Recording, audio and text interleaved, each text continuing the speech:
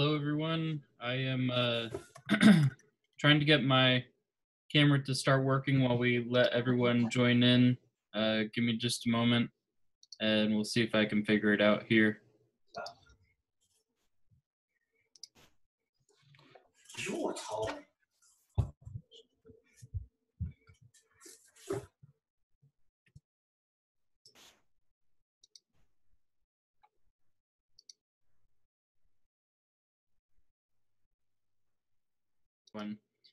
Okay, so for today, we're going to go ahead and I'll let you know what we're doing.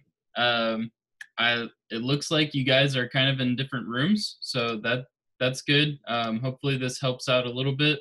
We might have to work together some. There will be some like group activities where you have to pair up with someone, so we might try to have some breakout rooms, which I don't know exactly.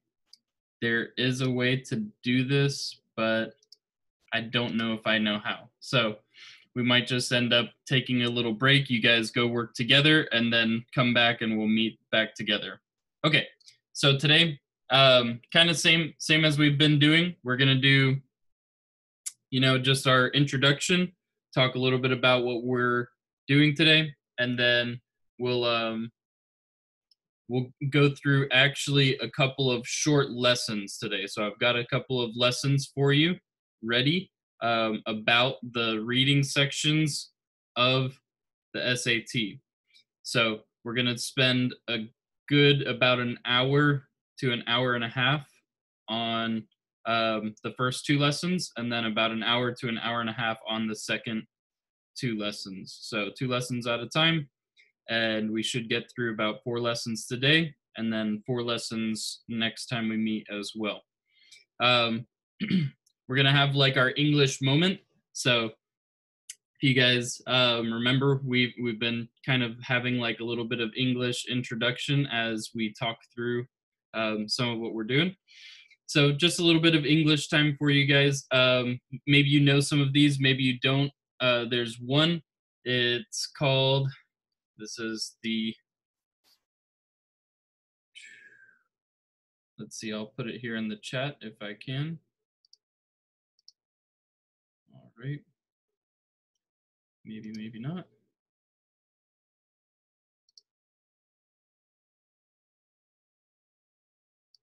Well, hang on a second here. Can I not chat? That's going to be important. Okay, here we go. Got the chat. All right, and I see, Stephen, I see your question. I'll get to you just in a minute here. But here we go. This is the English idiom. Remember, just a kind of a phrase that we use in English that maybe you know, maybe you don't. Okay, butterflies in your stomach. Okay, have you guys heard that one? Butterflies in your stomach. Okay, you know what a butterfly is, right? Like a butterfly is like that little thing that starts as a caterpillar and then it goes in a cocoon and then it comes out and it's like, flapping away. Yeah. Okay, so that's a butterfly. And it doesn't mean whenever you have butterflies in your stomach, doesn't mean that you ate butterflies. Like we didn't fry them and then like eat them, okay? Butterflies in your stomach, that means when you're nervous before a performance, like if you're about to go and stand up in front of the school and sing, or maybe be a part of a play, or you're gonna read something in front of the class or something like that, and you're nervous, you have that feeling in your stomach that it's like you're gonna throw up or something like that.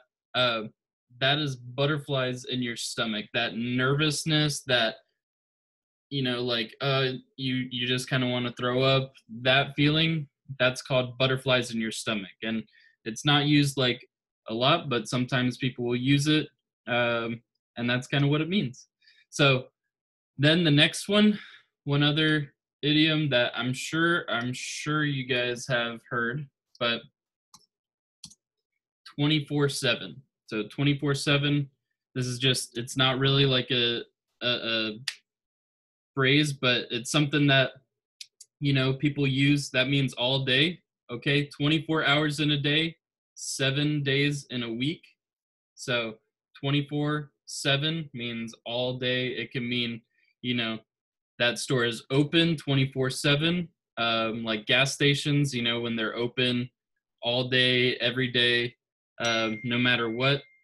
So it's just, you know, pretty much like that, all day, 24/7, doesn't end no matter what. So it can be, you can say that for open stores, or for maybe like you want to, you know, brag on yourself. Like, you know, people say like all day whenever you do something really good, like you make a shot in basketball and you just say all day, something like that. Okay, kind of the same idea, 24/7, all day. All right. Okay. And then I have a couple of just sounds, English sounds that I guess we can work on. And maybe since you guys are in separate rooms, or not as close together, we can actually practice saying them all together too. So let's try it out. Okay. So I've got these two words. Let's see how they come up here on. Okay. So in the chat, we've got fence and French. Okay, fence and French. And from my, I'm actually trained to teach people in speaking English, and I've done a little bit of practice. I've taught a couple of classes. So in that practice and learning about some different countries and stuff like that, I've learned that in China, at least in most dialects of Chinese, is that you don't have two consonant sounds that go together. Like F and R doesn't really go together in Chinese. You don't go f and then r like right after each other. Like those don't go together in Chinese. So it's kind of hard for those sounds to make sense to us. So if we say fence, we make that F sound with our, you know, our teeth and our lip, right? It looks kind of funny whenever you stop to just make that sound, but that's fence, fence. And then there's another word in English. It's kind of spelled kind of weird, but it just sounds like, okay, it just sounds like if you put R, so WR just ends up sounding like wrench, wrench. Okay, so it'd be like that. That's not actually the word, wrench, but it sounds like that, wrench. So you could just say wrench, and then you add the sound to the beginning, wrench, French. And it's kind of weird to like blend those sounds together, but you practice, you say fence, fence, and then you just add the r sound in there, and you get French, French. You kind of have to go transition from that sound right here on your lip, the f, to like just opening your mouth just a little bit, French, and then using your tongue.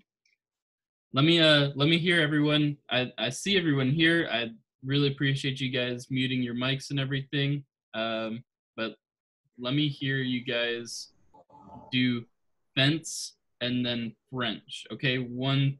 Oh, let's get everyone's mics on. Let's see.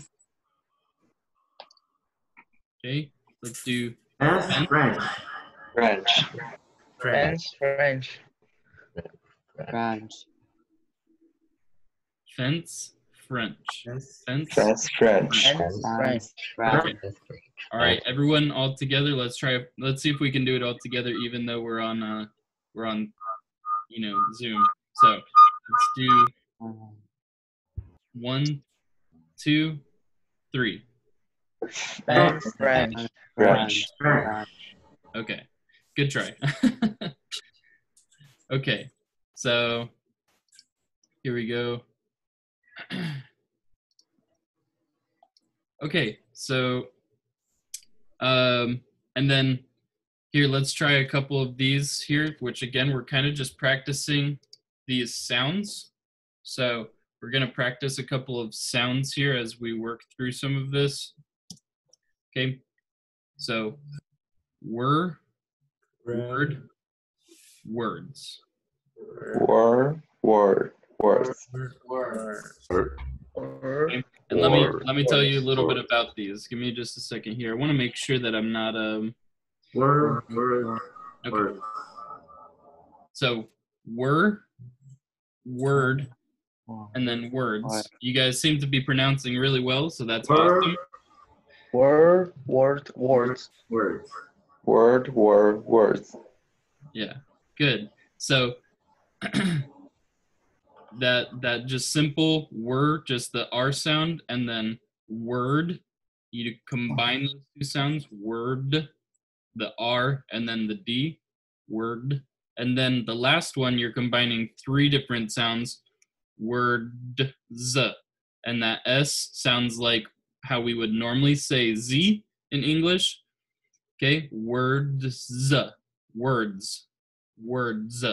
So that z sound at the end for words. Okay, let's practice it one more time. Let's just go ahead and everyone, you can unmute yourselves, and then I'll give you a count to 3, and then we can all try it. So words on the count of 3. Ready? 1, 2, 3. Word. Okay, good. So good job, everyone. All right, and then this is a phrase that we'll work on here. Okay, really very dark. Okay, really very dark. So it's kind of, those sounds again that sometimes are a little bit difficult. I know again from doing some of my studies and my practices that the letter or the sound from the letter R and the sound from the letter V is not normal from a Chinese perspective. So it's a little bit, like I want to make sure you guys have a little bit of practice. Again, I know it's the summer, but it's good to keep practicing. Okay, so it's really, really, very, very. So the V is kind of like the F, where you use your teeth on your lip to pronounce the V. Very, and then dark. So just that, the transition from the R to the K is very, it's not like a smooth transition. It's just like, you just got to make it. So dark. So it's a very, just K it up out there. Okay. So really very dark. Really very dark. Okay. So let's practice. I want to hear everyone say really. Okay. Let's see. I got some mics getting unmuted. Let's go. 3, 2, 1. Really? Really Very dark.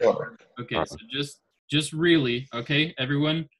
I'll count up to 3. 1, 2, 3. Really. Really.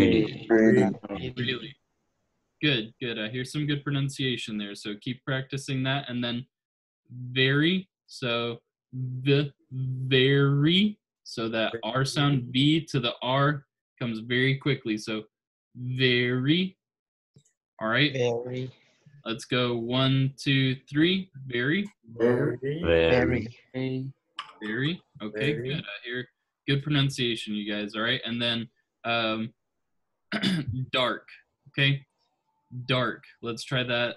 1, 2, 3. Dark. What's that? Dark? Dark. So let's try to say it. Let's try to say it all together. Ready? 1, 2, 3. Dark. Really very dark. Really very dark. Okay, good. And if you say it slowly, practicing really sounding it out, sometimes that helps you understand. Okay, really very dark. And this is, if you're able to pronounce this, clearly, you're gonna sound more like you understand English, and two, it's gonna help you even as you like try to hear other people. You'll hear what they're saying better because you know the pronunciation. So it's gonna help you sound like you know English better, and it's gonna help you actually understand what other English speakers are saying a little bit better too. So those are some kind of tricky, consonant sounds that, hey, maybe you already knew how to say all this. Maybe this was like an old lesson for you, but it's always good to keep practicing. So let's look here. All right, we've got one kind of a game to play, but something that I'm gonna ask you guys to do to help me get to know you a little bit better again. Okay, so I'm gonna have you guys go in groups of 2 or maybe 3 if there's no one else around. If you're by yourself, like I think Luke, you're on your own. Maybe you can go and just ask someone else in your house this. But if you're by yourself, that's okay. Maybe go and ask someone else in your house. Or if you're in groups of 2, that would be preferable. So I'll tell you the instructions right now. Okay, we're going to ask each other questions and sort of like a little interview. And then when we come back, we're going to introduce each other. So we're going to, say, hey, this is my friend, David. He is 28 years old and he's from Spain. His parents' names are John and Petra. His favorite activity is, playing video games and spending time at home. His favorite actor is Chris Hemsworth, and the big thing he wants to do in the next 10 years is move to Spain. Something like that. Okay, just a little introduction, and then they're gonna go, yeah, and this is my friend, and introduce you who just introduced them. So kind of a little interview. You're gonna ask a few questions, and then you're going to introduce them after we ask these questions. Okay, so let me write these questions on our chat. Okay. So here we go. Here's our chat.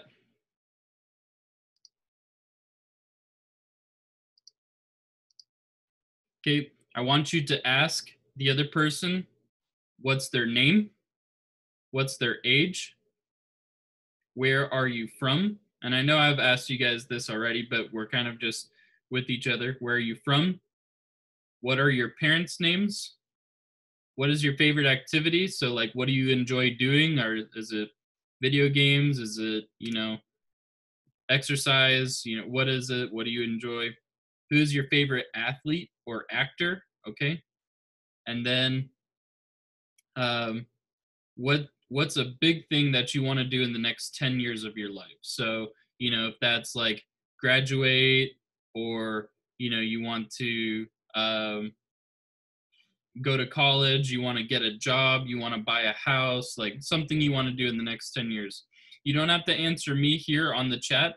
I want you guys to ask each other, and then you're going to introduce your partner. So whoever's, maybe if someone's in the same room as you, or go and find someone, I'll give you a few minutes.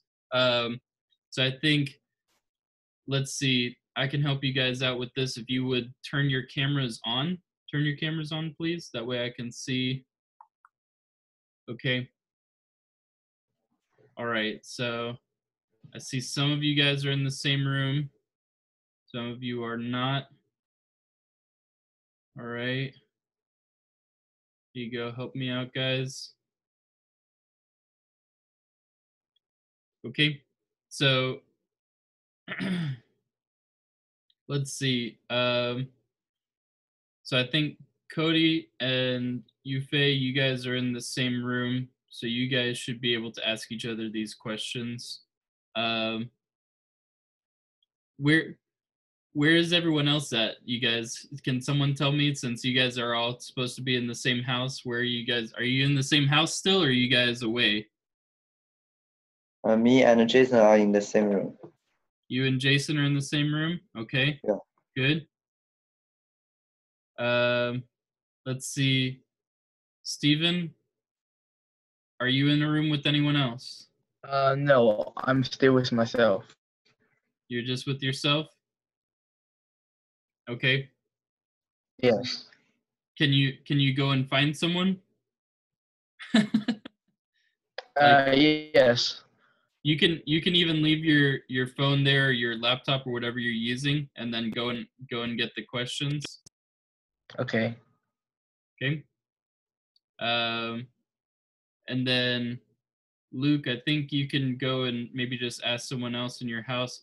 I don't know who 19046 is. But you guys, okay.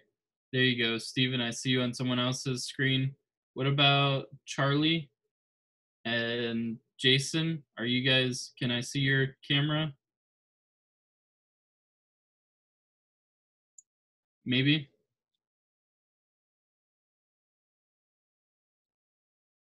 Yes? No? Are you there?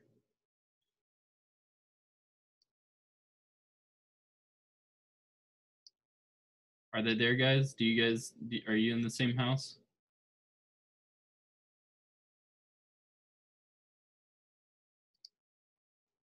Let's see. Does anyone know? Let's see, I'll try to get them.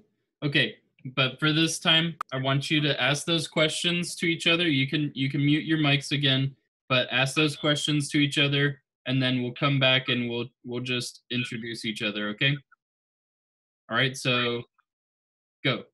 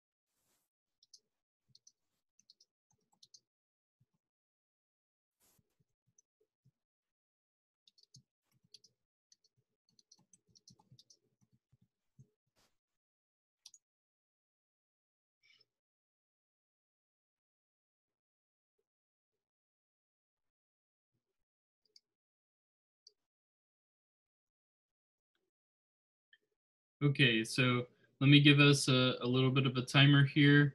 Let me give you guys like another 3 to 4 minutes to finish up the questions, and then I'll have you guys introduce each other. Okay?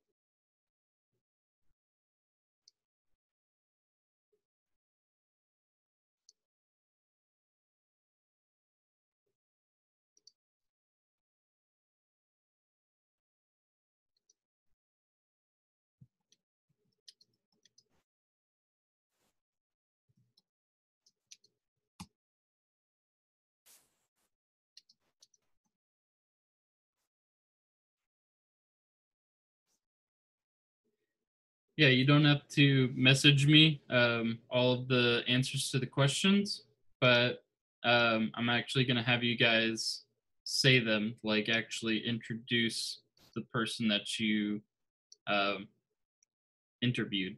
So this is something that, you know, you probably have done before. Like if you have like one friend that is, new to some other friends that you have, like you normally would introduce them like, oh, this is my friend, you know, David, um, you know, everyone greets each other and then maybe you tell them a few things about them just to get them to know each other, especially if your friend is shy, if they don't like talking too much. So an introduction can really help a friend. So this is helpful, and it's something that it helps you even introduce yourself. But this is kind of just different, a little bit of fun. Okay, so you guys, if you have finished asking your question, just give me a thumbs up like this on your screen. Okay, if you finished asking the questions, give me a thumbs up on the screen.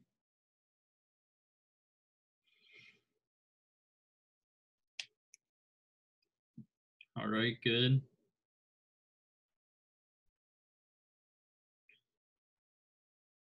Okay, so I've got, see, Jason J. Jason J, I see that you finished asking the questions. Would you mind turning on your camera and then turning your mic off of mute and seeing if you can introduce your friend? Okay. Introduce me to your friend. Okay, my friend name Steven. Age is 15. Okay. Where he from? He from China. And where his parents' name? His parents' name is Sun Haijiang. Sun Haijiang. What is his favorite activity? Is read some book.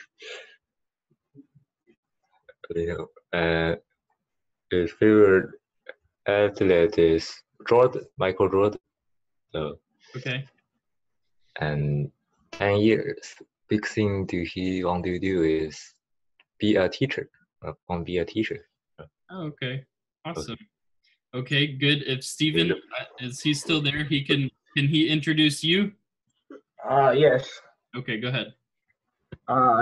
His name is Jason, and he is 16 years old.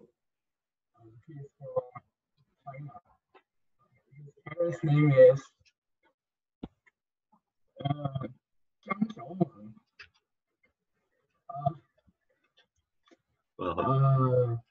Favorite activity is sleeping, and favorite athlete is Kobe Bryant. Kobe Bryant. And his big thing to do in next 10 years is find a girlfriend.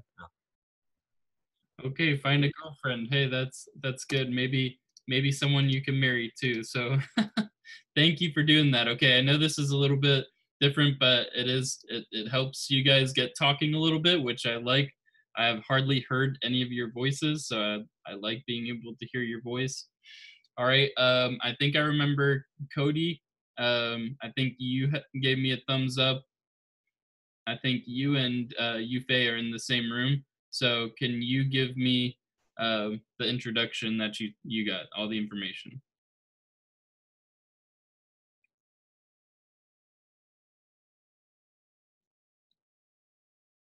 Okay, let's see.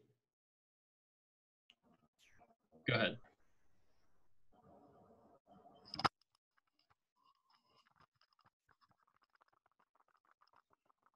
Okay.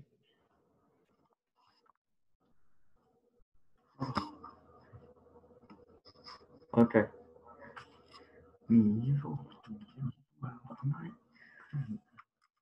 Okay. This is Yufei. and he's in the age of 16. He's from China, and his is that your dad? Yeah. Okay, his dad's name is Ming Zhong Xiao, and he likes to play video games. And he likes a person called Joker Xue, and he likes to buy a car in the next 10 years. Okay, awesome. Now, Yufei, can you introduce Cody? Okay. Oh, okay. He's gonna go over to his desk. That is my friend Cody. He is 14 right now. He's born in Las Vegas. His parents' name is Lee and Yan. His favorite thing to do is building computers. His favorite actor is Tom Cruise. And the big thing he wanted to do in the next 10 years is graduate to a good college. Great, awesome. Okay, thank you guys. Okay, so let's see. Jason and I think it was Eric. Are you guys done recording or getting the answers? Yes. Okay, if you're ready, then go ahead and unmute your mic and introduce each other. This is awesome. I really enjoy getting to hear from you guys. So, yeah. His name is Eric. You might need to go. One of you turn your volume all the way down. So since you're in the same room, one of you turn the volume like all the way down. Not your mic, but just the volume on your computer or your iPad or whatever you're using. Try that. Okay. So his name is Eric, and he is 18, and he like video games, and his favorite people is Jack Ma and the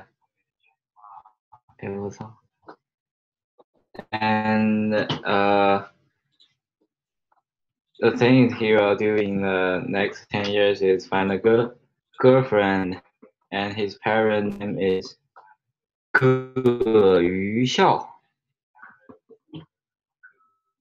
Okay.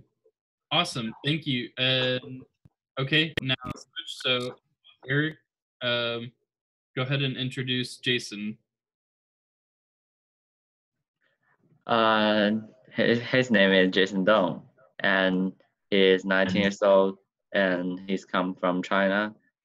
His parents, and I think this is his father's name is Dong Zhenping, and he likes video game. His favorite athlete or actor is Lisa, and he wants to find a girlfriend in the next 10 years. Yeah. Okay, awesome. Good. Okay, so I think I still need see Charlie. Are you ready? Can you open up your camera so I can see?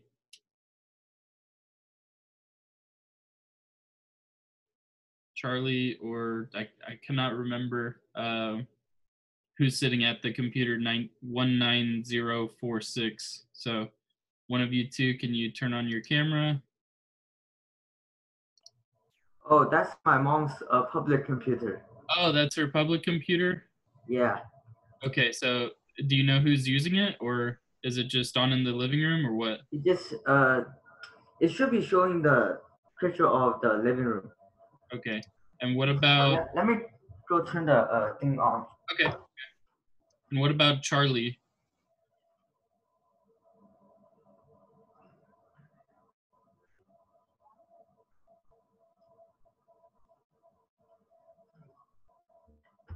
Okay, so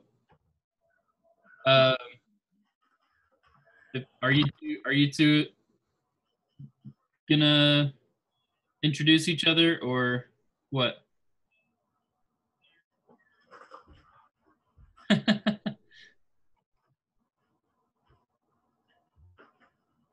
Okay, so you have to unmute it and then introduce each other.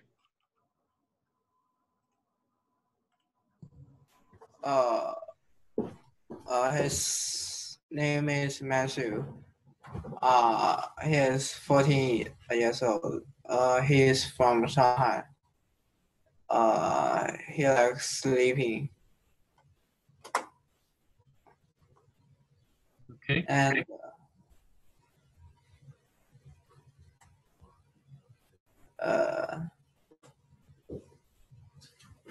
that's it. That's it. Okay, and what about Matthew? Can you introduce your friend here to me, please? Okay.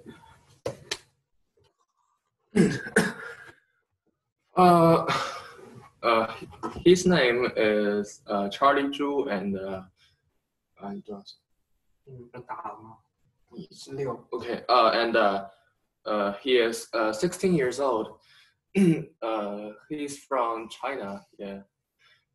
And his parents' name, his father's name is Richard, I think, yeah. Richard Zhu, and his mother don't have a English name. Okay. And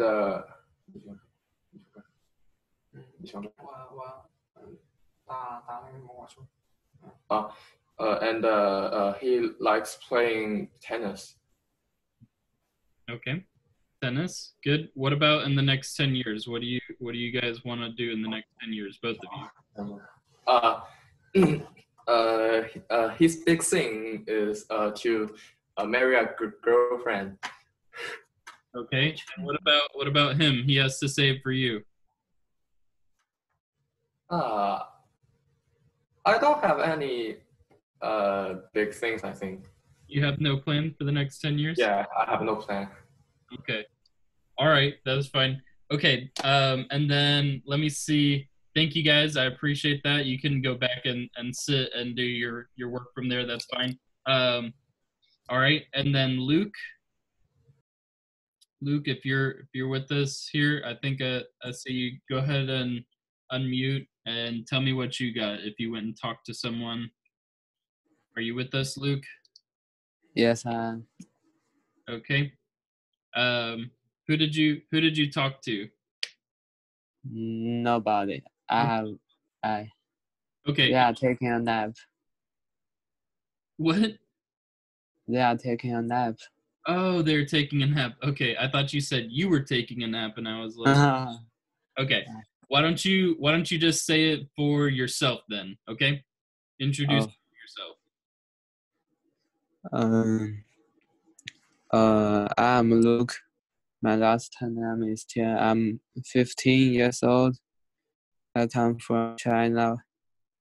My parents' name is Xue Juanhu and Tian Mingtian. What is your favorite?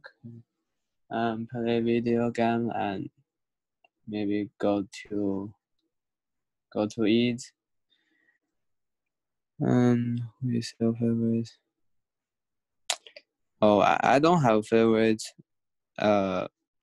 actor or athlete. What big thing to I just want like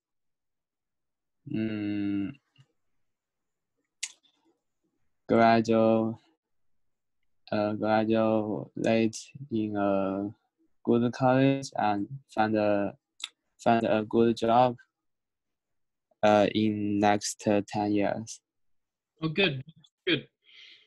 Awesome. Thank you. Okay, so some of you guys, you gave me some actors or athletes that I didn't know about. That's good. I heard that a lot of you guys want to find a girlfriend in the next 10 years, so that's a pretty good goal. yeah, find a girlfriend. Hopefully for some of you that are like, 16, 17, or 18, hopefully you guys can actually find a wife, someone you're going to spend the rest of your life with that you love a lot. So hopefully, that's good goals though. That's a big step in life, and just doing that. So thank you guys for sharing that with me. I appreciate it. What I want you guys to do now is I asked you guys to finish a few things before we ended. I asked you to finish watching the reading videos. So remember, I gave you guys that task to finish watching the reading videos, practice the full-length test. So only the reading sections. Remember, I asked you guys to finish that. And then give me the scores of the test that you have completed. If it gives you the scores, I want you to send it to me, the scores that you got. So go ahead and find where you're at on there. So, and send me your scores. Okay. So you can send them to me in the chat. Find your scores from the practice tests and send me your scores. Okay, let me look at, Stephen, you asked me, let's see.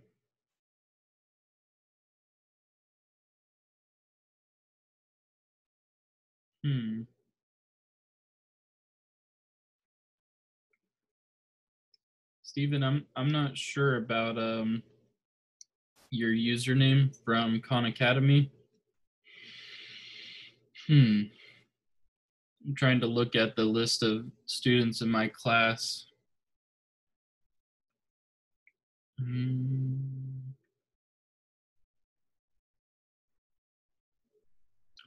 I only have 7 students in this class.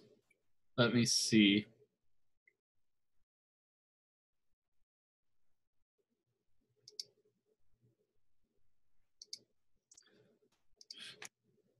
Let me try doing this. I'll give you guys a link, and I want you guys to go and try to join this class on Khan Academy. So if you haven't already, if you've already done it, that's awesome. But if you haven't, I should have 2 to 3 more students in this class that have joined. Stephen, why don't you try to click on that link? And if you need to create a new username, that's okay. That's fine. So just try sending me, or try getting on that way, and hopefully I'll be able to help you out from there. All right, I got 1 score. Good job. All right. Anyone else? Do you need to find out how to find your score, or maybe you didn't finish taking the test?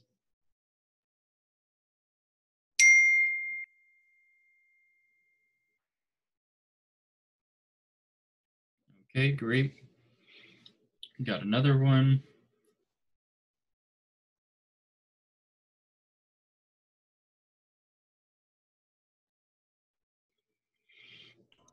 Okay, I sent it. Okay, got a screenshot here. All right, let me see here.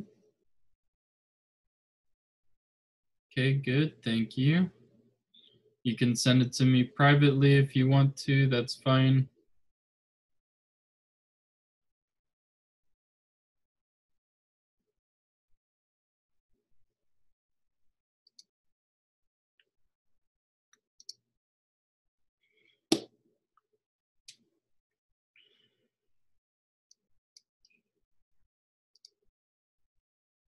All right, I've gotten 3 so far.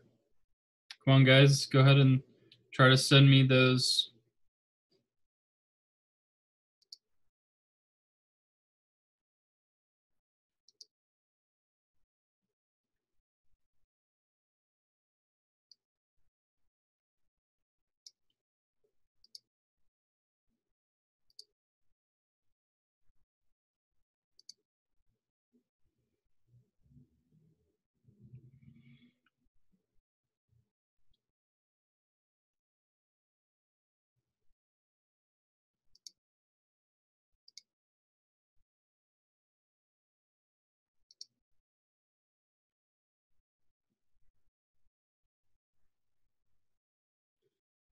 Okay.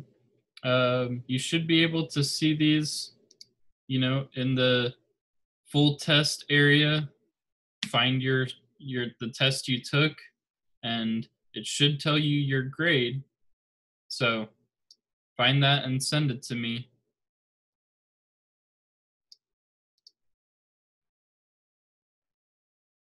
I'm waiting on you guys. Okay. So let's see. I've gotten it from Cody, HP. Is that Charlie or Eric? I think it's Eric. Yeah, Eric. I think you sent it to me. Yeah. And then I got Luke's. So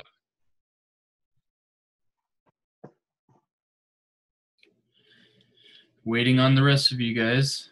Jason D, Jason J. Okay, got yours, Jason J. Thank you. All right. So let's see, Matthew. I didn't get yours yet. Matthew, he's sitting out there. What's his name? Who's sitting out there with Matthew? Man, I can't remember. I'm trying to remember you guys' names.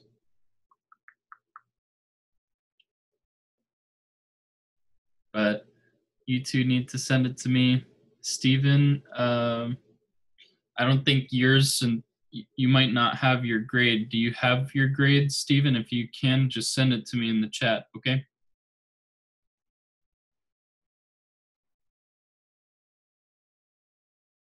Okay, created a new account. Good. Okay, so you don't have your scores. Okay, that's fine. Try to make sure you remember this account information. If you need to write it down, your user and password. Okay. All right, Matthew, thank you. Got that. All right, and Yufei, thank you. All right, Charlie, got it. Okay, so good. Thank you for sending those to me. We're gonna do some more focused like practice, and I'm gonna show you guys, we're gonna do more practice than full tests for the next couple of weeks as well. We'll do one more full test at the end, kind of just to show us how we've improved, and you can work from there. And this is not something that, even if you are still a couple of years away from doing the test, that's okay. This gets you set and ready. You can come back to Khan Academy and keep working with this in the future for sure. So, okay, thank you guys for sending me that. We're going to actually get into our first lesson. So I'm going to give us, let's see, a 2-minute break. We're going to get a 2-minute break, and you guys make sure you get something to write with, or, whatever you're going to use to take notes. Stretch. We've been sitting here for about an hour, so I want to give us a little bit of a stretch break, get up and stretch and everything. So that video, again, was just a quick video introducing kind of the thought here and more about reading. Let me do this. Let's give you guys that link in case you want to go back and read it again. You have the link. Maybe you can copy it, save it. If you want to hear the video again, you can do that, or you can just find it on Khan Academy, but that'll take you right to it. Okay, so again, as we talk about the test, so as we're thinking about what we're looking for, what we're trying to understand with a lot of this reading, we want to make sure that we know what we're looking for by reading the question. But when you're reading the actual passage, remember, write in your test booklet. So write in the test booklet, mark important words and sentences, okay?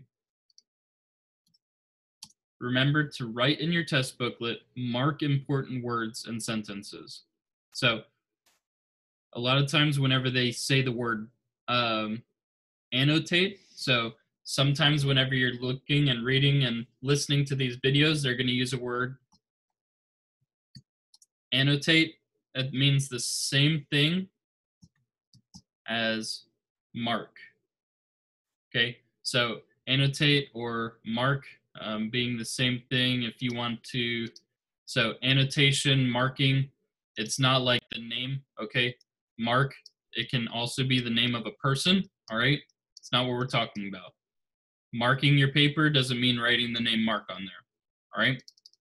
So marking it would be like underlining certain words, you know, circling important key phrases, putting an exclamation point or, you know, maybe a question mark, a plus or a minus sign maybe, just something that helps you, you know, see, oh man, this is super important, this whole sentence, you know, underlining a whole sentence. So that's what I mean by marking and annotating, and we'll talk about that, you know, even more as we go forward. But if you hear me say the word annotate, it's the same thing as mark. Okay, mark, annotate, same kind of idea. All right. So when you mark it, there's a few things, a few ways to mark it that we'll go over and we'll talk about. So here's a few different types of markings or annotations. Okay, mark, it would be when you write in your test booklet, you can give a brief summary. Okay, brief summary. So if you're reading like, you know, a whole page of, you know, a whole page of a section of text and you're reading, you want to summarize, okay, and maybe like one sentence, two sentences, every couple of paragraphs, at least just give like, hey, this person did this and this person did this, you know, kind of just a really brief summary. That way you don't have to go back and reread the entire paragraph or those few paragraphs, because that takes a lot of time. And again, this test is timed. So you want to write a brief summary, not every time, but sometimes, okay? Then underline main ideas, okay? Underline main ideas. So that would be like drawing a line under like very important phrases, sentences. Drawing that line is going to help your brain remember it better. Okay, circle key words. Circle keywords. So that would be like any like important verb or like a really important name, someone who came up in the story, something like that. Circle it. Again, you don't have to memorize it, but circling it is going to help your brain remember it better whenever you answer the question in a minute or two. All right, and then for some people, maybe this would help, a brief sketch, okay? A brief sketch. And a brief sketch would be like, you know, a quick drawing, you know, just if you saw something there, okay,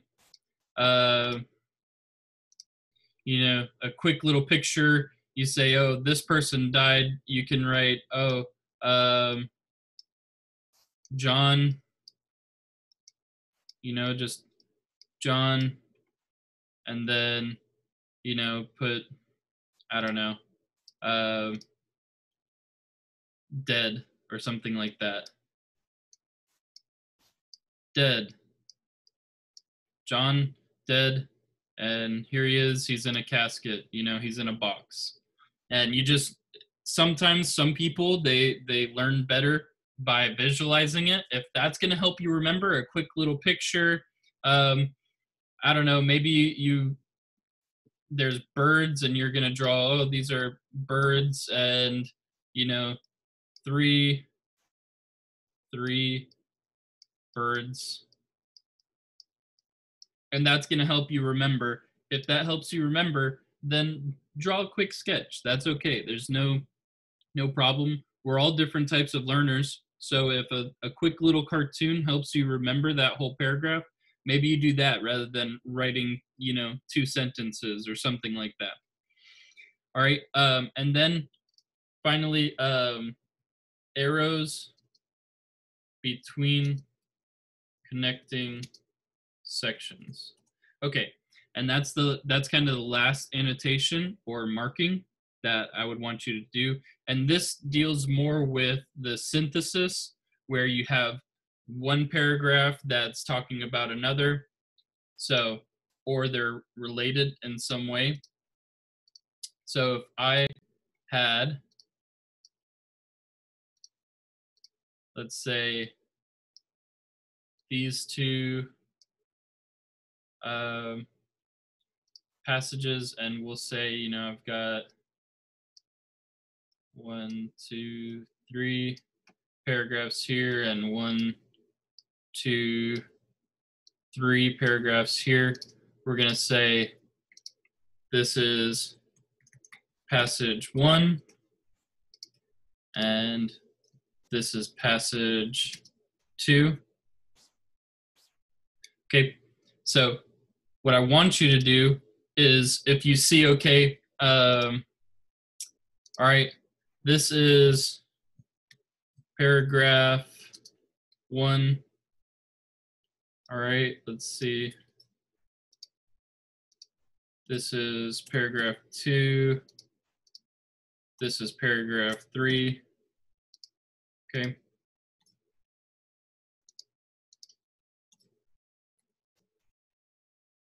And finally, paragraph 3. Okay, so these are right here. We want to draw an arrow. Okay, if paragraph 1, there's a sentence or a thought that connects from paragraph 1 in passage 1 to paragraph 2, you want to draw an arrow right to those, because they talk about exactly the same thing. And maybe it's not exactly like that. Maybe it is, down here. It's connecting to this spot specifically in paragraph 3, and this one, and then this one connects,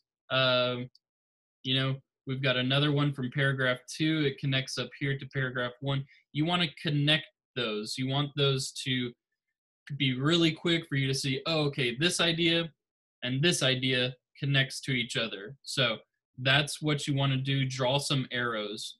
Okay, so that's just an example of how to mark it, how to annotate it. And we'll talk more about, I just wanted to show you what I mean by drawing arrows, but we'll talk more about specific, like, okay, this is this and this is this. Okay, all right, so let me show you kind of what I mean. There's another quick video that I want to see. Hopefully this one works too. So I want you to watch the first couple of minutes of this video. You can go back and watch the rest of it because it's just super helpful. But let me share this video with everyone. Okay. What I hope to do in this video is to just read a SAT reading comprehension passage with you. And when you're actually doing the SAT, you're obviously going to read it silently, and you're going to try to read it quickly, but with good comprehension. But it might be useful to just read it out loud together, and I might just kind of think about how I think about the different things before I try to actually answer the question. So let's start. This passage is adapted from Ed Young, Turtles Use the Earth's Magnetic Field as Global GPS, written in 2011 by Kalmbach Publishing Company. All right, this is exciting. How do turtles use Earth's magnetic field as global GPS? And that's actually something I like to do. I like to convince myself that I'm very excited about what I'm about to learn. And in this case, I actually am. In 1996, a loggerhead turtle called Adelita swam across 9,000 miles from Mexico to Japan. That's impressive. Crossing the entire Pacific on her way. Wallace J. Nichols tracked this epic journey with a satellite tag. So they're using satellite tags to track it. But Adelita herself had no such technology at her disposal. How did she steer a route across 2 oceans to find her destination? So this seems like a pretty big question. How does a turtle with no GPS, without any navigation devices, go across 9,000 miles from Mexico to Japan? This is interesting. Nathan Putnam has the answer. Well, that's good, someone does. By testing hatchling turtles in a special tank, he has found that they can use the Earth's magnetic field. So they're using the Earth's magnetic field as their own global positioning system. Wow, so they're using the Earth's magnetic field as their own GPS. By sensing the field, they can work out both their latitude and longitude and head in the right direction. That's amazing. Putnam works in the lab of Ken Lohman, who has been studying the magnetic abilities of loggerheads for over 20 years. In his lab at the University of North Carolina, Lohman places hatchlings in a large water tank surrounded by a large grid of electromagnetic coils. In 1991, he found that babies started swimming in the opposite direction if he used the coils to reverse the direction of the magnetic field around them. This is impressive. So this is how they were able to tell that the turtles use a magnetic field as a way to tell what direction to go to, because if they reverse the magnetic field, then the turtles swam in the opposite direction. Okay, so again, that's just like an example of, hey, when you're reading, kind of be conscious, think about what you're reading, underline things, underline, circle things. You know, he was just showing a little bit like that, talking to himself, like that should be going on in your head, like, oh man, that's important. Oh, that's the main idea right there. Okay, so that's part of what we're going to be practicing here. So that's just kind of a little bit of what we're going to be doing. So what I want us to do is go ahead and open up your handout that I sent everyone. Okay, it should be this handout right here. Nope, not that. Okay, this thing. Okay, this handout, you should have this right here. Should have all of this on here, many pages of things. But this is our first one right here. Look at all the annotations here, the marks, the exclamation points, the little words, plus signs, underlines, circles, all of this. So what I want you to do is work with the person that's right there in the room with you or right next to you. If you don't have anyone, that's okay, work on your own. But if you're with someone, I want you to work, and I want you to look at this on your own. I'm not gonna share it with you the entire time. Okay?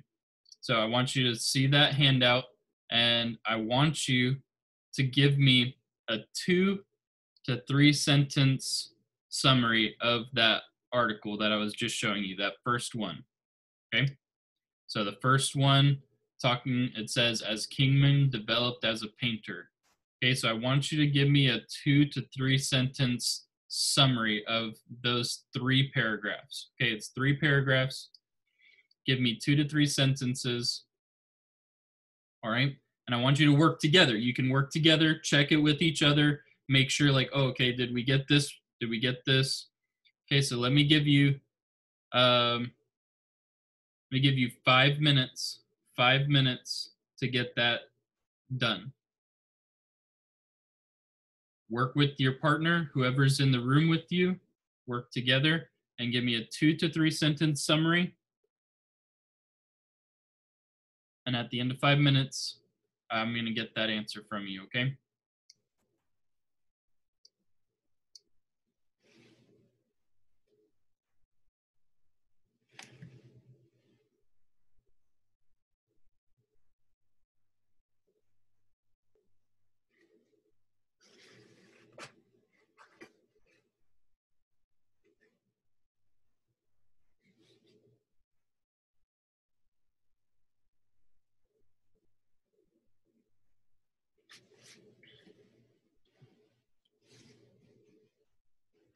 Okay, so we're gonna finish up right here, and let me see if I can get a couple of answers from you guys.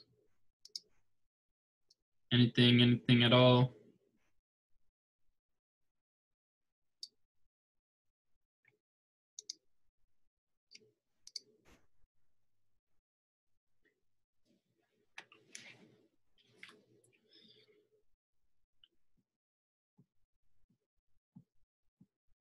Okay, getting a little bit. Let me go forward here, and what I'm gonna do is I'm gonna keep following along where that video left off.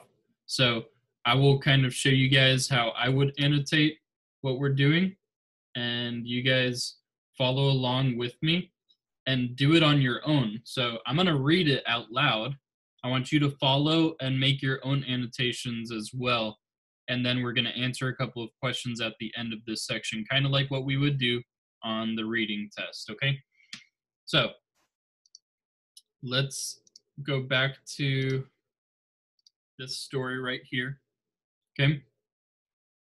So again, this is the same one from the video. Turtles use magnetic field as global GPS. And I'm gonna go ahead and get started with my markup here and see if I can use my pen. All right. In 1996, a loggerhead turtle called Adelita. Okay, I'm gonna go ahead and already circle. Oh, maybe, let's see. Adelita. Okay, I'm gonna circle that because that's a name I want to remember. All right, Adelita swam across 9,000 miles from Mexico to Japan, crossing. Let's see, I want to make these lines much thinner. Okay, swam across 9,000 miles from Mexico to Japan. I just want to underline that really quickly. Crossing the entire Pacific Ocean on her way. Wallace J. Nichols tracked this. Okay, so again, an important name probably, Wallace J. Nichols. We want to circle that. All right, track this epic journey with a satellite tag, but Adelita herself had no such technology at her disposal. How did she steer a route across two oceans and find her destination? So again, big question here. All right, we want to know the answer to that. Nathan Putnam, okay, another name, I'm gonna circle that really quickly, has the answer. By testing hatchling turtles in a special tank, he found that they can use Earth's magnetic field as their own global positioning system. So Earth's magnetic field, they can use that. By sensing the field, they can work out both their latitude and longitude and head in the right direction. Putnam works in the lab of Ken Lohman, okay? I want to circle, again, that's a name that's important, who has been studying the magnetic ability of loggerheads for over 20 years. In his lab at the University of North Carolina, Lohman places hatchlings in a large water tank surrounded by a large grid of electromagnetic coils. In 1991, he found the babies started swimming in the opposite direction if he used the coils to reverse the direction of the magnetic field around them. So again, this is important. This is a pretty big discovery. We want to underline all of that. They could use the field as a compass to get their bearing. Okay. Later, Lohman showed that they could also use magnetic field to work out their position. They could use the magnetic field to work out their position. For them, this is literally a matter of life or death. You know, if turtles get lost in the ocean, they're gonna die. Hatchlings born off the seacoast of Florida spend their early lives in the North Atlantic gyre. Okay, that's a weird word. You might want to circle that just because it seems like I don't know it. So I want to kind of figure that out and get to know, understand that a little bit better. Okay.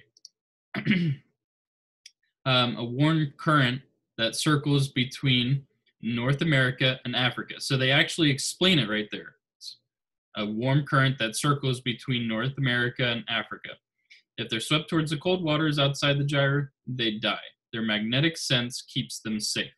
Okay, so again, that's just the first section here. We're gonna go down to the next page and keep reading. There's a whole page here. All right, Using his coil-surrounded tank, Lohmann could mimic the magnetic field of different parts of the Earth's surface. If he simulated the fields at the northern edge of the gyre, the hatchling swam southward. Now that's important. The field at the northern edge of the gyre, hatchling swam southward. If he simulated the field at the gyre's southern edge, the turtles swam west-northwest. Okay, so just directions, those seem important. These experiments showed the turtles can use their magnetic sense to work out their latitude. Okay, magnetic sense, their position on a north-south axis. Now Putnam has shown that they can also determine their longitude, so their position on an east-west axis. So you guys remember, if you look at the planet, there's these lines. Let's see, I don't know if I can do this on here. There's lines of latitude and lines of longitude. So that kind of gives us our idea of where we're at on the planet. Okay. All right, so here we are. So he tweaked the magnetic tanks to simulate the fields in two positions with the same latitude at the opposite ends of the Atlantic. If the fields simulated the West Atlantic near Puerto Rico, the turtles swam northeast. So simulated the West Atlantic near Puerto Rico, they swam northeast. Field match that was on the East Atlantic near Cape Verde Islands, turtles swam southwest. In the wild, both headings would keep them within the safe, warm embrace of the North Atlantic gyre. So want to keep them in that same area. Before now, we knew that several animal migrants, from loggerheads to reed warblers to sparrows, had some way of working out longitude, but no one knew how. By keeping the turtles in the same conditions with only the magnetic field around them changing, Putnam clearly showed that they can use these fields to find their way. So that's a big discovery right there. He showed that they can use the fields to find their way. In the wild, they might also use other landmarks like position of the sea, sun, and stars. Putnam thinks that the turtles work out their position using two features of the Earth's magnetic field to change over its surface. They can sense the field's inclination, or the angle at which it dips towards the surface. At the poles, this angle is roughly 90 degrees. At the equator, it's roughly 0 degrees. So just talking about the magnetic field of the Earth, okay, we've got the circle of the planet. Whenever we're talking about the magnetic field, it kind of goes around the planet. That's not what I wanted to do. Can I just like draw? I just want to draw. It goes around the planet and goes around the planet. So kind of just like goes around the planet and it marks in or comes in, you know. This is terrible. I'm going to delete these drawings. This doesn't even make sense for you guys. But the magnetic field comes in at 90 degrees, so kind of a 90-degree angle to the Earth at the poles, and at the equator, it's parallel to the Earth. So maybe just those couple little marks and a little underline will help you. They can sense its intensity, which is strongest near the poles and weakest near the equator. Different parts of the world have unique combinations of these two variables. Neither corresponds directly to either latitude or longitude, but together they provide a magnetic signature that tells the turtle where it is. Okay, so all that just to show us, okay, all this information. And then we come to question 9 and question 10. Those are the two we're going to answer. So it says, the passage most strongly suggests that Adelita used which of the following to navigate her 9,000-mile journey? Well, we can go back and look. Okay, that was at the beginning. Okay, how did she steer the route across the oceans to find her destination? He has the answer. It says they can use the Earth's magnetic field. Okay, so it gives us that answer. All right. Is it the current of the North Atlantic gyre? No.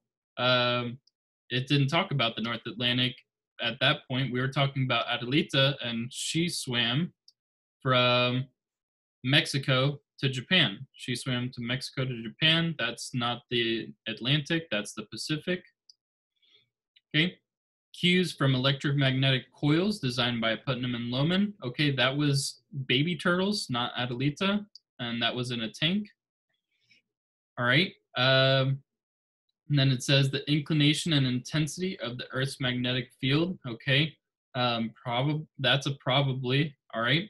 And then a simulated magnetic signature configured by Dr. Lohmann. Okay, again, that's in a lab. We're talking about out in the water. So this one is going to make the most sense. C, the inclination and intensity of the Earth's magnetic field. So again, we talked about right here, they can use the Earth's magnetic field as their GPS. All right, number 10 is which choice provides the best evidence for the answer to the previous question? Okay, so now it asks us, okay, the previous question, which line tells us, you know, the most about this? And this will tell you, okay, lines 1 through 3, 27 to 28.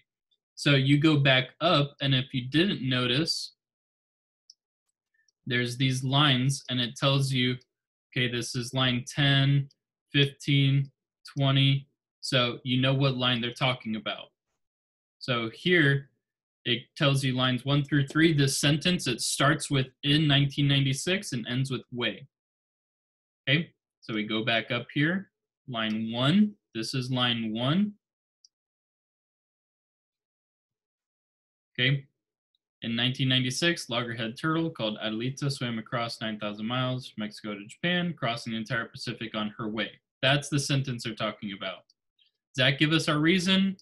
No, it doesn't give us our reason. It doesn't tell us our evidence. It doesn't tell us why this is the right answer. It doesn't talk about that at all. Then it says lines 27 through 28, using and surface. Starts with using, ends with surface. All right, let's go lines 27 through 38, or 28. Okay, this is 25, 26. This is 30, so 29, 28, 27. Using this coil-surrounded tank, Lohmann could mimic the magnetic field at different parts of the Earth's surface. This sentence right here, that's the sentence. Does that give us our evidence? Does that tell us why that is? I don't think so. All right. So lines 48 through 49. 48 through 49. All right. This would be 48. Putnam clearly showed that they can use these fields to find their way. That's pretty close. That's why I underlined this sentence. Remember, because I wanted it to be exactly remembered that way. Okay.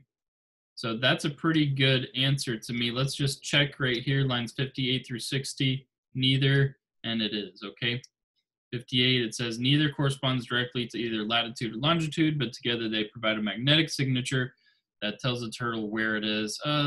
It seems like it could be kind of close, but I think that probably it's going to be C, but it could have been D as well. Could have been pretty close.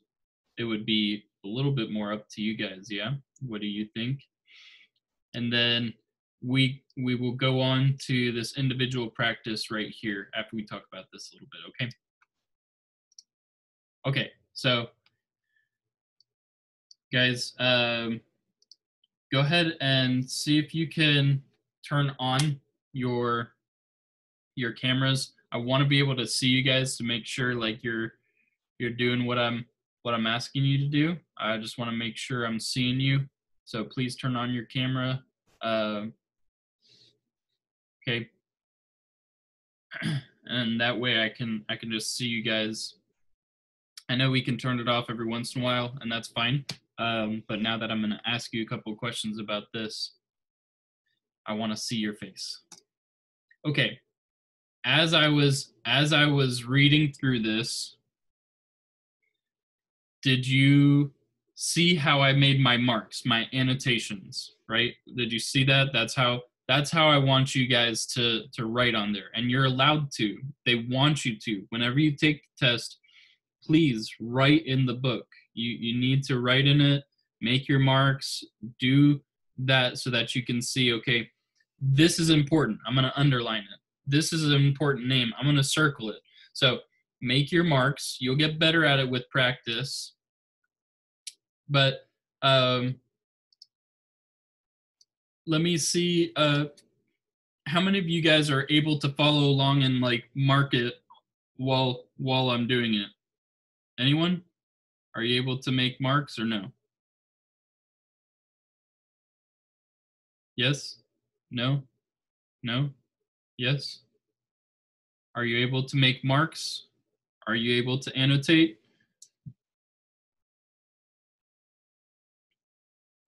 Okay. Some.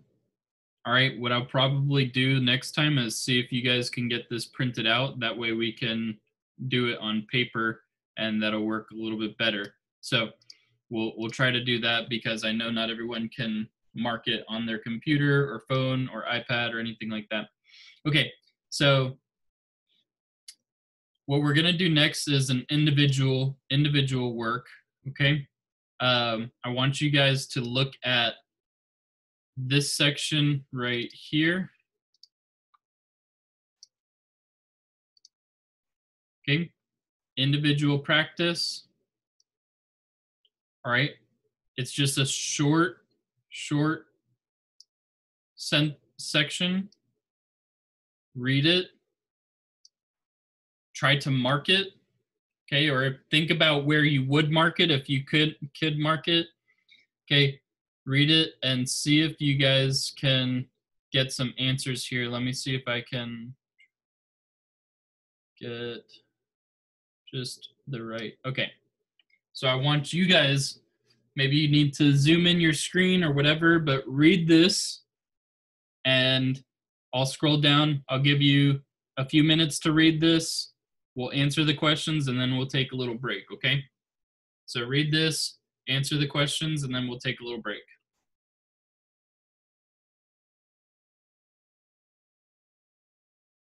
This is on page 5. If you can pull up the PDF that I sent you, it's on page 5 of the PDF.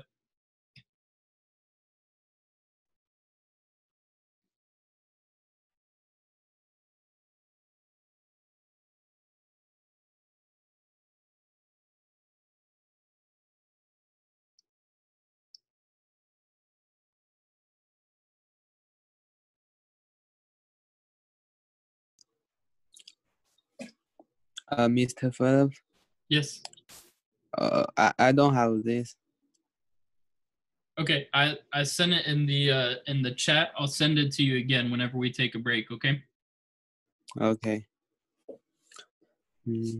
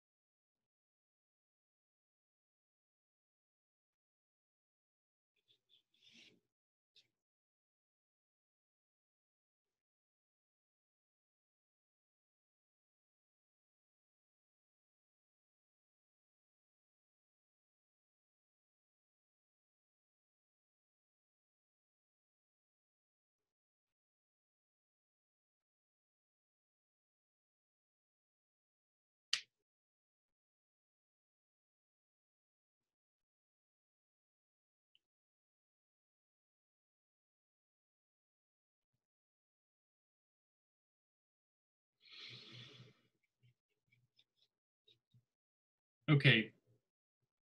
So I'm gonna, hopefully you guys were able to read it a little bit on your own. I'm gonna read it out loud again and I'm gonna make some marks on it. Hopefully these would be the same marks that you guys would make, and we'll get better at this practice. It's just more and more practice, okay? This passage is adapted from Edith Wharton, Ethan Frome, originally published in 1911. Maddie Silver is Ethan's household employee. So again, it's talking about Maddie Silver and Ethan. So Maddie Silver lived under Ethan. So again, just names are important for a year. Okay, 1 year. Early morning till they met at supper. He had frequent chances of seeing her, but no moments in her company were comparable to those when her arm in his and her light step flying to keep up with his long stride, they walked back through the night to the farm. He had taken to the girl from the first day when he had driven over to the flats to meet her, so that seems important. She had smiled and waved at him from the train, crying out, "You must be Ethan," as she jumped down with her bundles, while he reflected, looking over her slight person, so it seems like she was slight. She don't look much on housework, but she ain't a fretter anyhow. Fretter, that's a weird word, okay? But it was not only that the coming to his house of a bit of hopeful young life was like the lighting of a fire on a cold hearth. Let's see. Okay, the girl was more than the bright, serviceable creature he had thought her. So he thought she was bright, serviceable. She had an eye to see, okay, and an ear to hear. He could show her things and tell her things and taste the bliss of feeling that all he imparted left long reverberations and echoes he could wake at will. Okay, so some different reading. Let's see. It says, the description in the first paragraph indicates that Ethan values most about Maddie is her fitness for farm labor, vivacious youth, receptive nature, freedom from worry. Okay, so this paragraph here, okay,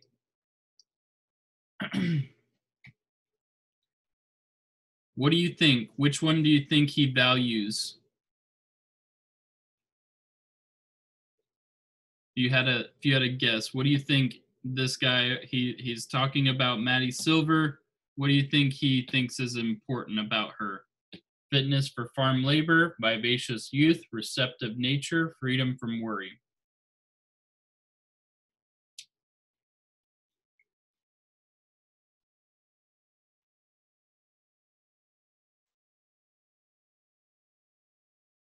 Any thoughts? Anybody? Come on, y'all, talk to me.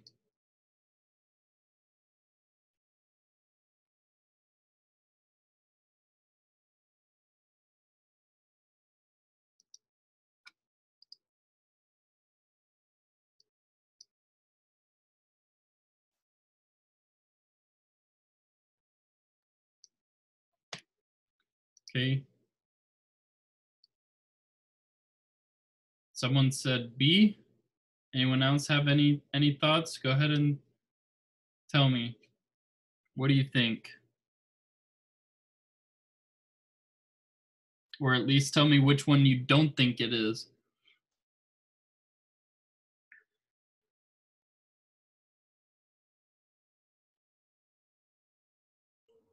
I don't think it's the fitness for farm labor. You don't think it's fitness for farm labor, okay? That's okay. If you don't think that, then remember, cross out what you don't think is the answer.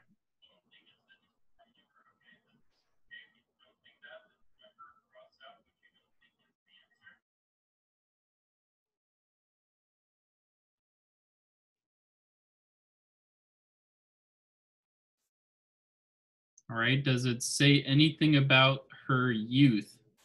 Anything in there? Does it say anything about how young she is?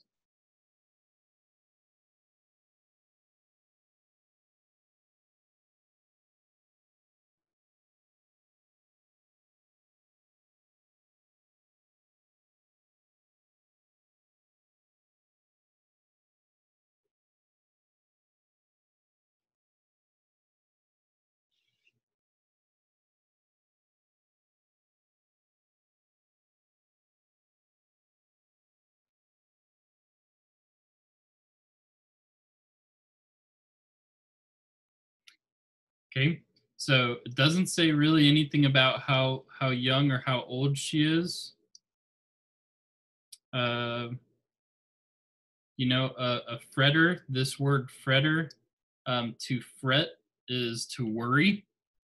Okay, to fret means to worry.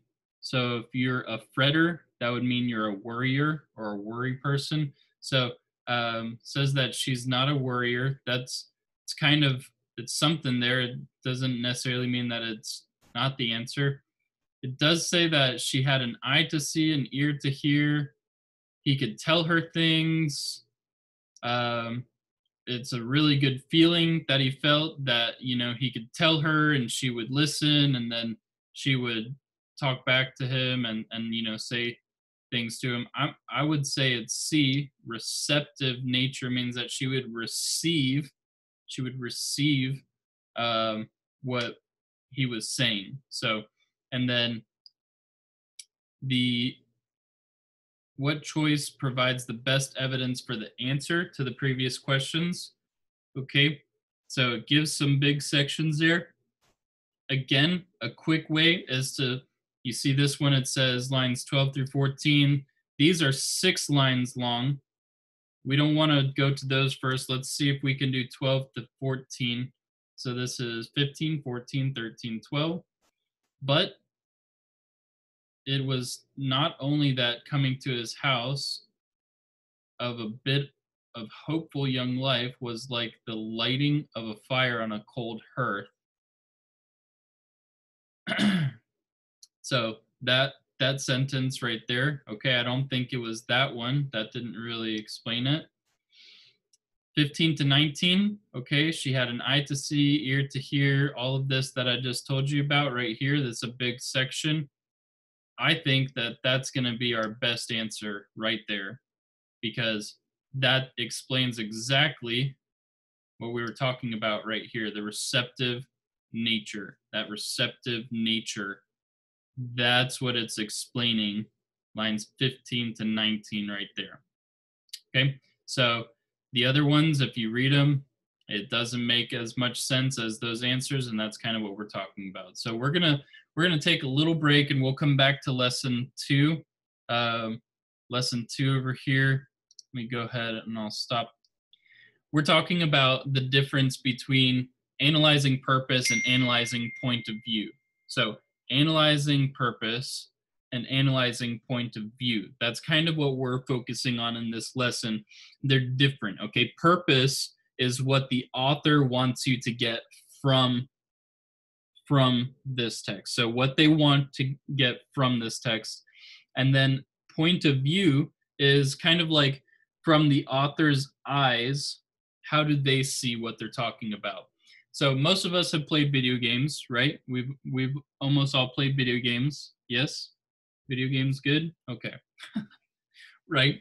In video games, there's something called first person or third person. So FPS being a first person shooter, like Modern Warfare is a first person shooter, you know, where you go around and you're seeing from the point of view of the person that's holding the weapon and doing the things. You don't see his body, you might see his hands. It's just like you were that person, like you're in first person, okay? But if you play Fortnite is third person. So third person, it's behind. You see the full body of the person you're playing as. You see everything around that person. You can see even behind that person if someone's coming up right behind them. You can see that third person point of view. So point of view is something like that, okay? It's from first person, like I'm seeing exactly what that person is seeing, or is it third person, like I'm far behind, I can see everything that's around? That's the point of view. So point of view question is similar to that. They're asking, okay, from the author's or from the writer's point of view, what do they see? You know, something like that. Are they, you know, and think of it like this. If you were in their place, if you were in the place of the writer, what do you see? And think about this. I mean, you all, many of you are born in China, okay? You see China very differently than someone who's born in America sees the country China, right? Like you see things about China, you know, the life, the food, the government, like you see a lot of things very differently than I, as an American, see China. I would see some things and I would think, oh man, that's crazy. And you would see it and you would be like, well, that's just normal. That's normal to me. And the same, I'm sure some of you, whenever you moved here from China, you saw some things in America that you thought were like really crazy and really awesome. And I'm over here like, okay, it's not, that's just normal. Like that's just what happens here. So just very different things. That's a point of view. That's your point of view as an author. If you wrote a paper about China, your point of view is going to be very different than my point of view. If I was writing a paper about China, I would have a very different point of view, right? Because you've been there, you know it, you've experienced it, and I would be writing just off of research and what I could find on the internet. So a little bit different. Okay, so if we're talking about these point of view or purpose, okay, let's do a little practice here. Okay, a little practice. This is a passage that a congresswoman, a woman in our government, she wrote an article about the presidential impeachment. Okay, so this is, just the process. So this is what it says. It is wrong, I suggest it is a misreading of the Constitution for any member here to assert that for a member to vote for an article of impeachment means that that member must be convinced that the president should be removed from office. The division between the two branches of the legislature and the House and the Senate, assigning to the one the right to accuse and to the other the right to judge, the framers of this Constitution were very astute. The drawing of political lines goes to the motivation behind impeachment, but impeachment must proceed within the confines of the constitutional term high crime and misdemeanors. Congress has a lot to do: appropriations, tax reform, health insurance, campaign finance reform, housing, environmental protection, energy sufficiency, and mass transportation. So, the question, the stance Jordan takes in the passage is best described as that of, okay, so this passage is talking about our government. And again, I know that, these words are probably a little bit difficult. They're high level of education words. Maybe you understood some of them. Maybe you didn't understand a single thing. That's okay. No shame. I'm not trying to hurt you. I'm trying to help you. So this is talking about our government and just some of the ways that things work. And it says the stance Jordan takes in the passage is best described as that of an idealist setting forth principles, an advocate seeking compromise position, an observer striving for neutrality, a scholar researching historical controversy. So kind of the ideas here: idealist, advocate, scholar, or observer. Which one do you think, after reading this article, okay, do you think the point of view, so that's again the point of view and the purpose of this article, is this woman, is she trying to change what's happening? She an idealist setting forth principles? She's trying to make new rules? Is she an advocate seeking a compromise position? Is she like a lawyer fighting for someone else to get something right? An observer striving for neutrality? Is she just looking at what's being said here, looking at what's happening, and just saying this is what it is? Or a scholar researching a historical controversy? Is she just looking at the past and seeing what's happened before?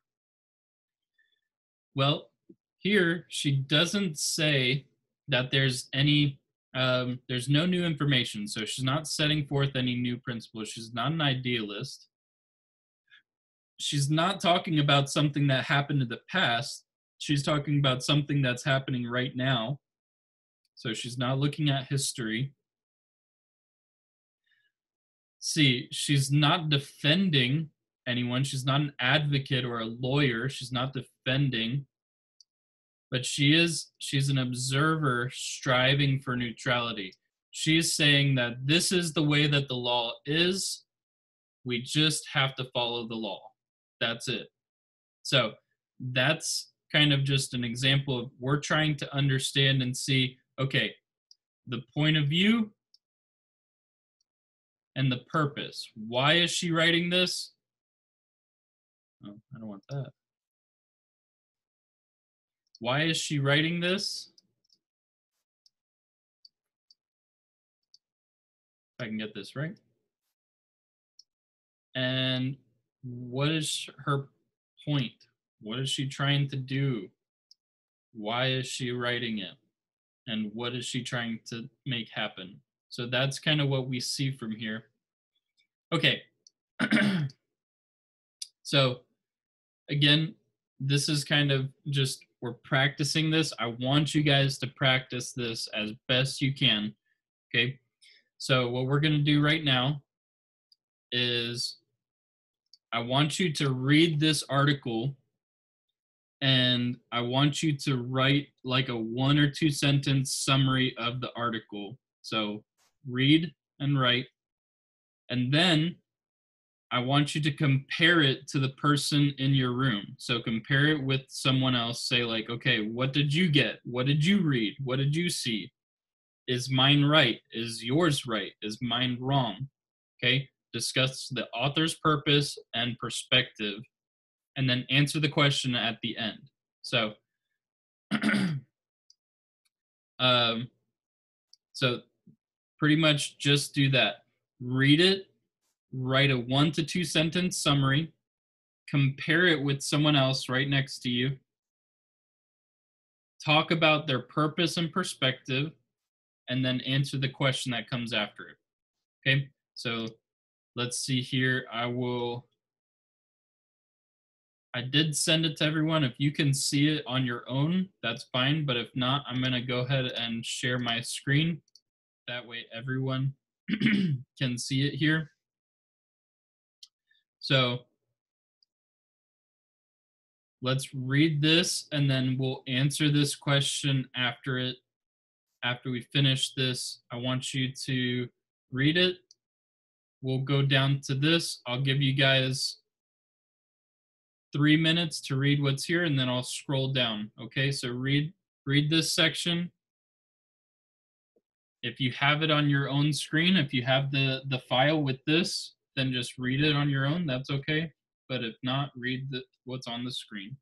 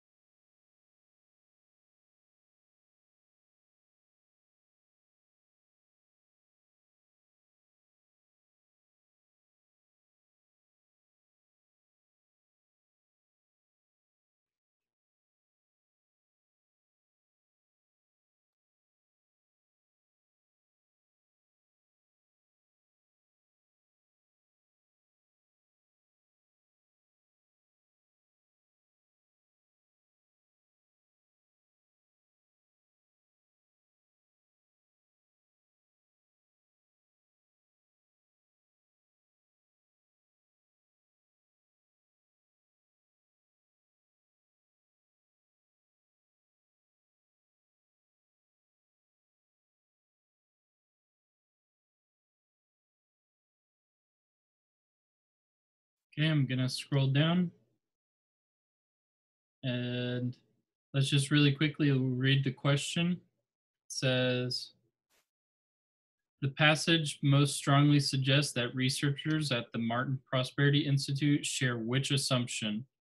Okay, employees who work from home are more valuable to their employers than employees who commute. Employees whose commutes are shortened will use the time saved to do additional productive work for their employers. Employees can conduct business activities such as composing memos or joining conference calls while commuting. Employees who have longer commutes tend to make more money than employees who have shorter commutes.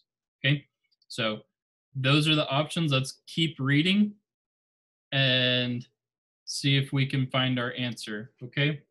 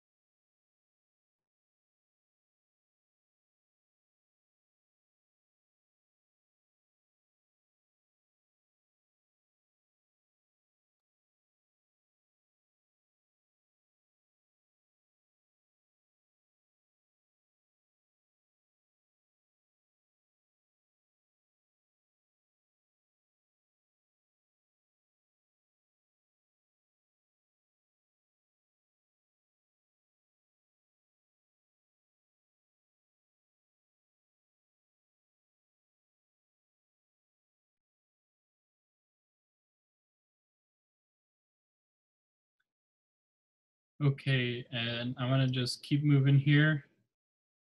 So let's come back to the question here. The passage strongly suggests that researchers at the Martin Prosperity Institute share which assumptions? Employees who work from home are more valuable to their employers than employees who commute. Employees whose commutes are shortened will use that time saved to do additional productive work for their employers. Employees can conduct business activities such as composing memos or joining conference calls while commuting. Employees who have longer commutes tend to make more money than employees who have shorter commutes. Okay, so for this right here, we're not saying that any of these are not true, but specifically, that the researchers at Martin Prosperity Institute share which assumptions. So this is kind of, this would be seeing from their point of view. So do you think that the researchers who wrote this article would say something like this based on the article? Okay, based on what was said. Okay. Employees who work from home are more valuable to their employers than employees who commute. Okay, that one's a maybe. Employees whose commutes are shortened will use the time saved to do additional productive work for their employers. Okay, that one sounds pretty good too, talking about commute. Employees can conduct business activities such as composing memos or joining conference calls while commuting. I don't think they say anything that talks about that at all. Employees who have longer commutes tend to make more money than employees who have shorter commutes. So it doesn't say anything about this at all either in the article. So we see probably A or B. Employees who work from home are more valuable to their employers than employees who commute. Employees whose commutes are shortened will use the time saved to do additional productive work for their employers. Okay. What do you think it is? What do you think? Any thoughts? You think A or B? Anyone just want to throw it out there? A or B? Just guess.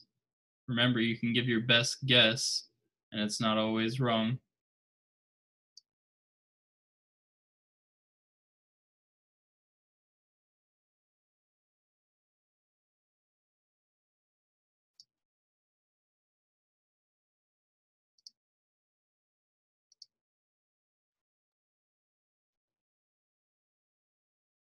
Okay.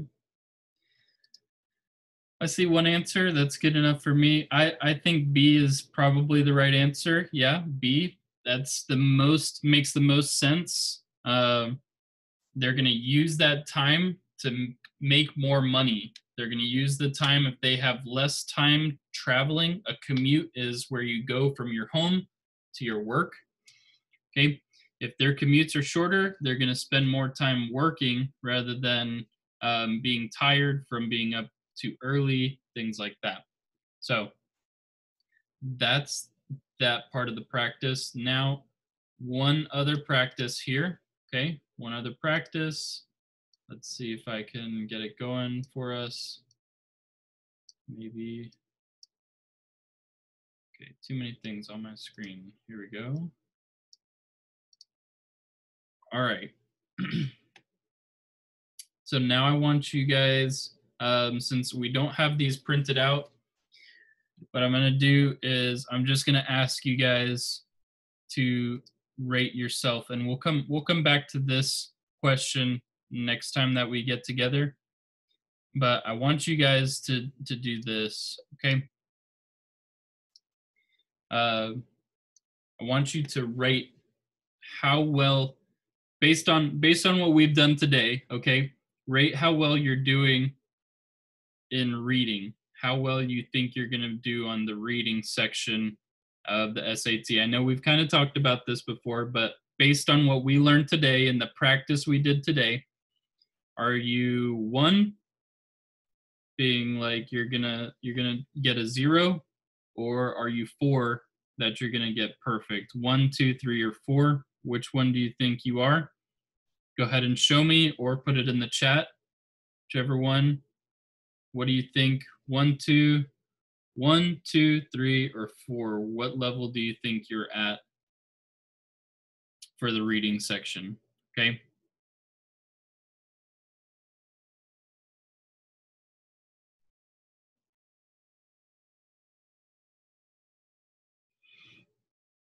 Okay. And it's okay just to evaluate yourself and just check and see, okay, am I doing good? Am I doing bad? You know, where am I at? Okay. I see a lot of 2s. That's where we've been for a little while. We're going to do some practice. And what I want everyone to do is let's go back to Khan Academy. let's go to Khan Academy, and I want you guys to, for homework, this is what I'm expecting. So if you're going to write down what do I need to do for homework, this is what you need to do. Okay, ready? Okay, so go to your practice. If you haven't done quiz 1, 2, 3, or 4, or if you've already done a full test, then do your practice recommendations. They're going to give you practice. Do the recommended practice. Or if you haven't done this quiz, do quiz 1, 2, 3, and 4. Do all 4 of these. Okay? For reading and writing, if you haven't done a full test and it's not giving you recommendations, then do quiz 1, 2, 3, and 4. Do those quizzes. And after that, do the practice. Okay? Do at least one section of practice. It'll give you some suggested, watch some of these videos. And then I've also given you, right here, I've given you some assignments. Okay. I've given you the reading section. I want you to watch these videos. So if you go to your assignments in your Khan Academy profile, there's reading, how to 1 and 2, reading literature 1 and 2, reading history 1 and 2, reading social science 1 and 2. So I want you to watch those videos and read.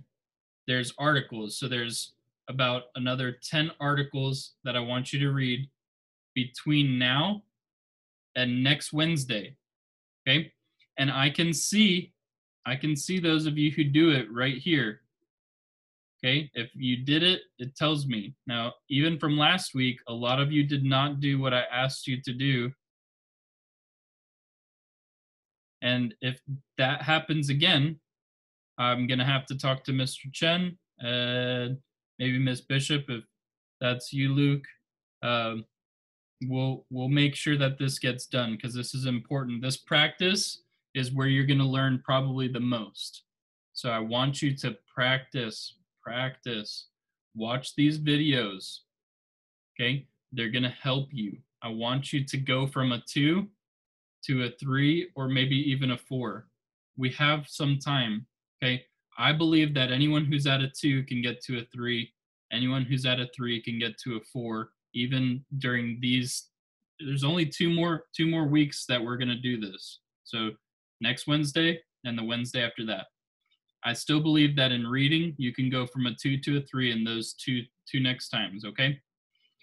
So please do this homework, watch these videos, read the articles, and then do your practice. So come back over here to practice and do your practice, okay? I'll be able to see and I'll be checking in with you next Wednesday. Any questions or anything right now? Anybody? Okay, again, you guys can reach out to me through Google Messenger. If you want to email me, you have my email. You've got a number to send me a text message. You can have Mr. Chen call me or Miss Bishop call me. Whatever, I am here for you. If something's not working the way that it should, just let me know and I'll work on it for you, okay? Thumbs up. How do you guys say goodbye in Chinese? Tell me.